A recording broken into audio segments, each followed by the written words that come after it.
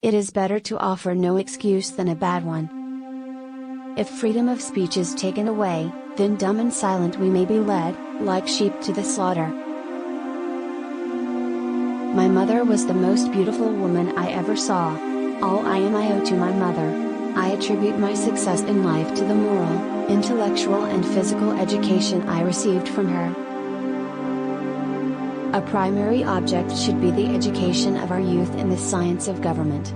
In a republic, what species of knowledge can be equally important? And what duty more pressing than communicating it to those who are to be the future guardians of the liberties of the country? Be courteous to all, but intimate with few, and let those few be well tried before you give them your confidence. True friendship is a plant of slow growth, and must undergo and withstand the shocks of adversity before it is entitled to appellation. But lest some unlucky event should happen unfavorable to my reputation, I beg it may be remembered by every gentleman in the room that I this day declare with the utmost sincerity, I do not think myself equal to the command I am honored with. A free people ought not only to be armed, but disciplined, to which end a uniform and well-digested plan is requisite, and their safety and interest require that they should promote such manufactories as tend to render them independent of others for essential, particularly military, supplies. In politics as in philosophy, my tenets are few and simple. The leading one of which, and indeed that which embraces most others, is to be honest and just ourselves and to exact it from others, meddling as little as possible in their affairs where our own are not involved. If this maxim was generally adopted, wars would cease and our swords would soon be converted into reap hooks and our harvests be more peaceful, abundant, and happy.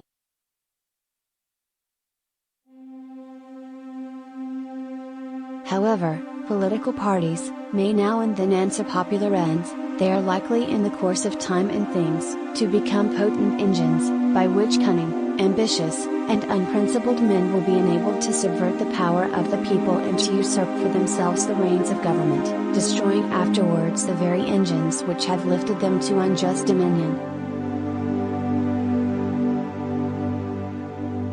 99% of failures come from people who make excuses. I hope I shall possess firmness and virtue enough to maintain what I consider the most enviable of all titles, the character of an honest man. There is nothing which can better deserve our patronage than the promotion of science and literature. Knowledge is in every country the surest basis of public happiness.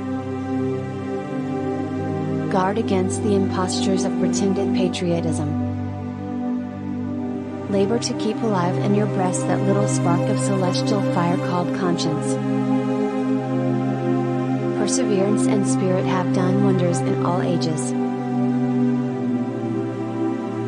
Nothing can illustrate these observations more forcibly, than a recollection of the happy conjuncture of times and circumstances, under which our republic assumed its rank among the nations. The foundation of our empire was not laid in the gloomy age of ignorance and superstition, but at an epoch when the rights of mankind were better understood and more clearly defined, than at any former period. The researches of the human mind, after social happiness, have been carried to a great extent. The treasures of knowledge, acquired by the labors of philosophers, sages, and legislatures, through a long succession of years, are laid open for our use, and their collected wisdom may be happily applied in the establishment of our forms of government, the free cultivation of letters, the unbounded extension of commerce, the progressive refinement of manners, the growing liberality of sentiment, have had ameliorating influence on mankind and increased the blessings of society.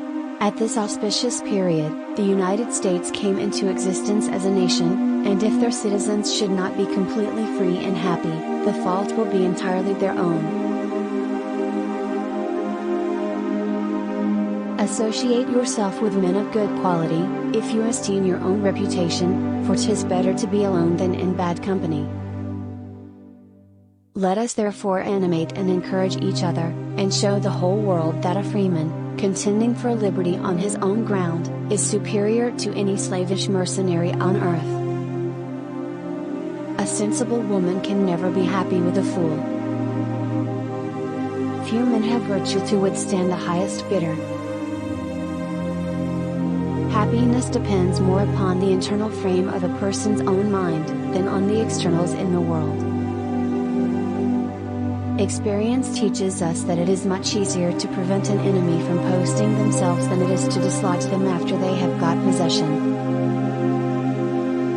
The harder the conflict, the greater the triumph.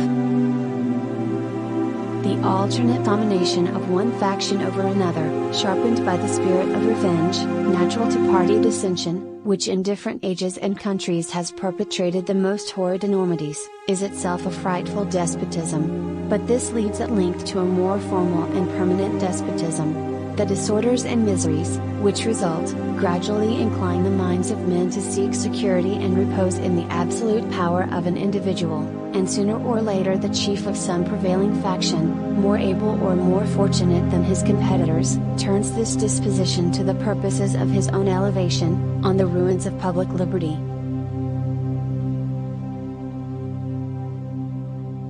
The turning points of lives are not the great moments. The real crises are often concealed in occurrences so trivial in appearance that they pass unobserved. As mankind becomes more liberal, they will be more apt to allow that all those who conduct themselves as worthy members of the community are equally entitled to the protections of civil government. I hope ever to see America among the foremost nations of justice and liberality.